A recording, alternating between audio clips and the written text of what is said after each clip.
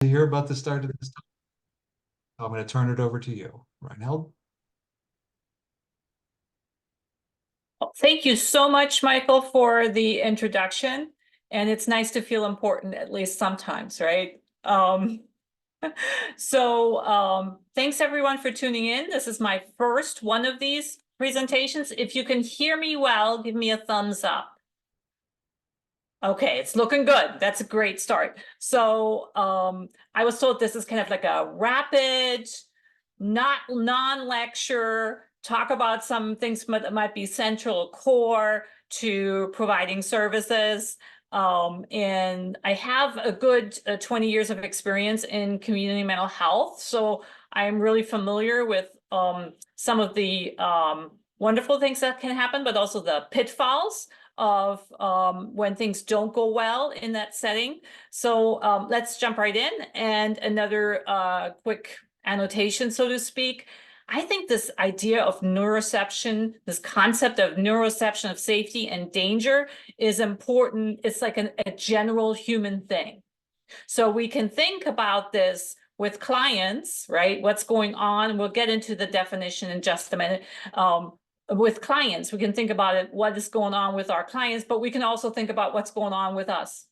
What's going on with the people around me instead of making it just a clinical thing. Neuroception of safety and danger is a human thing, important to remember. Okay, and let's try to move this slide forward. Okay, we can do this. So what on earth is neuroception? Fancy term, right? It really is a concept, idea, theory that originated from someone named Stephen Porges. He's written lots of books, very interesting to read, who examined how we perceive our environment, the people around us, and this is neurobiologically speaking. So in terms of our biology, not just our psychology, we tend to get hung up on psychology, right? Why is this person afraid of me? Psychologically speaking, why are they responding to me in a particular way, right? And he really looked at what's behind all of that biologically, right? So he defines, in simple terms, neuroception of safety and or danger as like an invisible radar. And it is helpful for me, and it's biological. It's all of our senses taking in all information all the time to determine in the millisecond whether we are safe here right now or whether we are in danger right now. Why did Mother Nature set up a system for us that can often be like, it's imperfect, right? It makes quick, rapid judgments. Why did Mother Nature set this up for us, right? So think about the saber-toothed tiger, right? Something is coming at you and you're gonna have to make, it will not be a good idea to stop and think and go, oh, is this a dangerous animal? Should I hide? Should I maybe climb up this tree? The situation requires that we quickly spring into action and try to save ourselves. And that system, that is still wired into us. It's faster than lightning. If you know somebody in the military, they'll also talk to you about that. You got to react in certain situations. You cannot, you don't have the time to think. So this is an involuntary system, right? Mother Nature has given this to us and it is at work all the time. And because it is about survival, that means very quick, rapid choices will have to be made. And they're not like highly differentiated, right? There's only time for this situation is safe or this situation is dangerous. It's a very sort of binary decision that has to be made. It's one or the other. And the tricky thing here is that there's a default setting, so to speak.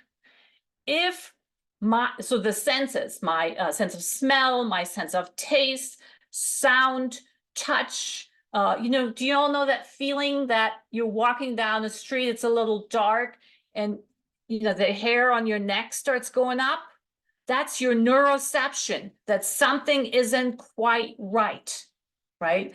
And you don't want to ever be wrong about that. This is why the default setting is danger.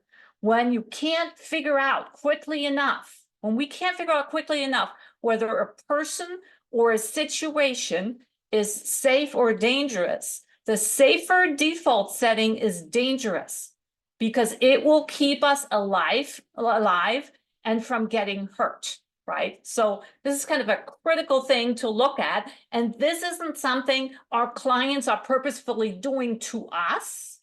This is something that is happening as soon as we come in proximity, as soon as we open our mouths. But wait, we're all so nice. Don't our clients see that we are here to help? And we tell them we are here to help. I have lots of experience. I go like, I know all this stuff. I can help you. I'm a good person, right? They don't know that. They just see me as somebody who's coming in. And right now, the default setting with the child, the family, default setting might be danger because of a lot of things that have happened to them in the past and are still happening, right? So they might be regularly, so they all have probably a lot of experiences with service providers, and some of them, surprise, surprise, did not go well. So that can lead to a default setting. If they just know a service provider is coming in, a default setting of danger. I don't know how this person is going to think about me. They're probably going to judge me. So the whole system is going to categorize this person, me, quickly as dangerous in some way, shape, or form, right? So we have systems that have harmed in the past, right? Sometimes more, sometimes less. We have all the isms, ableism, sexism, racism, interpersonal violence, past service experiences, poverty. We have all these things coming together that often create a default setting of neuroception of danger. So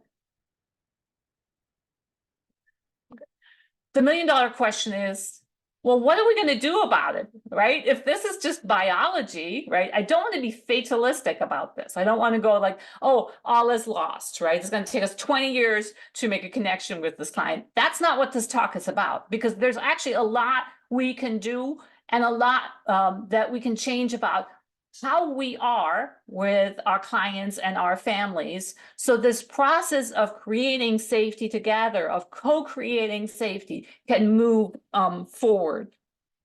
One more thing I want to say about safety is not declarative. I cannot go and say safety is experiential, and it is experiential over time.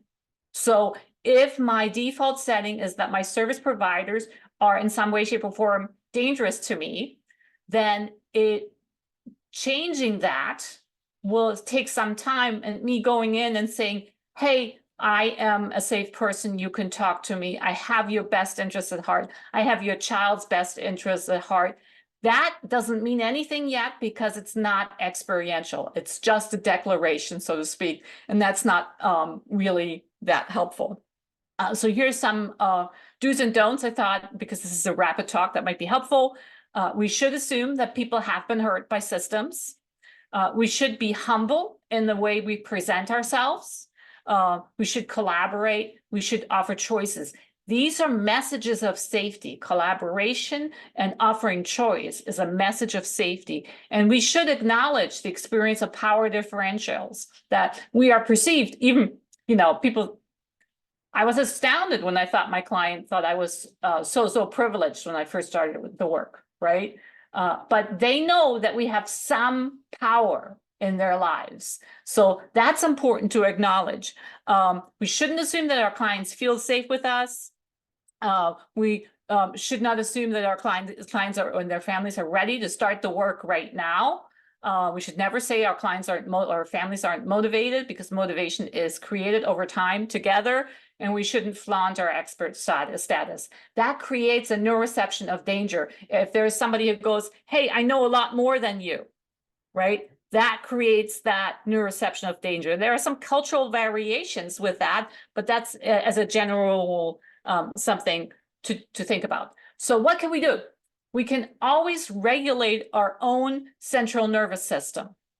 We always need to assess, where are we? Where is my own neuroception of safety and danger in the presence of this client? And we do not need to shame ourselves if we have a neuroception of danger, because we also come with our own histories and experiences. We just need to be aware of this.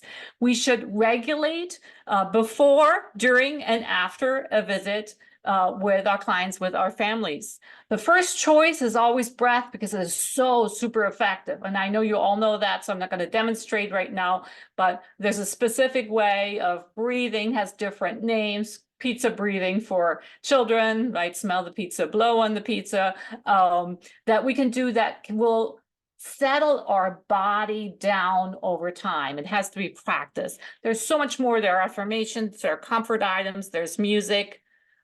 So to begin to reset over time from neuroception of danger to neuroception of danger, we should safety. We should listen a lot, and I'm going to underline that a lot, right?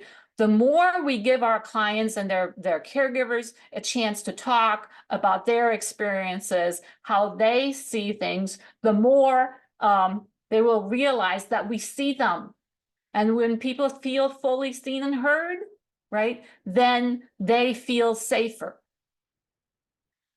We should validate a lot, right? Validation is not the same as agreement. Validation is saying, I recognize and I see your experience that you have had, and I understand that this is completely important, and that this is the reason why things are the way they are right now, right? So we should not judge our clients' perceptions of events, because that creates, again, a distance, a neuroception of danger. This person is not with me. They are somehow against me. We should definitely check our own nonverbal messages, and this is a pretty drastic one here, and the nonverbal messages that are coming towards us. The clients are telling us all the time if they feel safe with us or not. We should pay attention to that and say, I see that XYZ just happened on your face. I'm just wondering if you're just feeling a little bit more unsafe right now, right? And we can actually like use simple scaling to over time to track this over time. Like right now, you're feeling a 3 out of 10 with me, right? And maybe in week 10, we're a 5 out of 10, and that's progress. That's good, right? Use words that connect, and a lot and over time. So words that disconnect would be words like you using maladaptive behaviors, right? That's a judgment, right? That's telling the client that I know better than them. So we want to use words that connect us with the client, such as, I can see how from your traumatic experiences, it makes complete sense what you're doing right now, and how you're feeling right now, and how you're feeling towards me right now. I think I said this, neuroception of safety and danger is experiential. So that is a money in the bank situation. Like think of the piggy bank, and we're slowly filling that up over time with pennies, nickels, and dimes, right? We're just putting money in the bank to see where it will get us. I think I'm almost out of time, so I think we're doing good with time.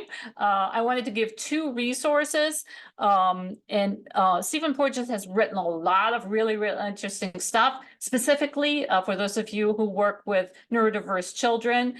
He is also working on this whole concept of neuroception of safety and danger in the autism world. So that's something to think about. He's developed a program there that's quite intriguing. And sometimes his work, though, is really like neuroscience-y and wordy, but he's written a book for everyone.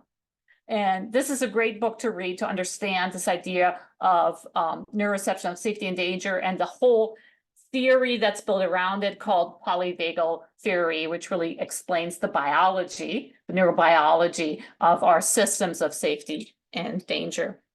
And the second thing is one of the people who works closely with him has come up with a card deck, like that quick and easy. Here's some tips and tricks to look at when we're trying to increase neuroception of safety and decrease neuroception of danger. Michael, am I doing okay with time? I think it's time for questions, right? No, you captured so much in at exactly the right time, and actually left plenty of time for questions. Yay. So Yeah. I would love for this to be a conversation. How much time do we have till you're moving, 12, right? Till you're moving to the next thing? Yeah, we can use at least that much time. If there are a lot of questions, I bet you there's a lot of compliments.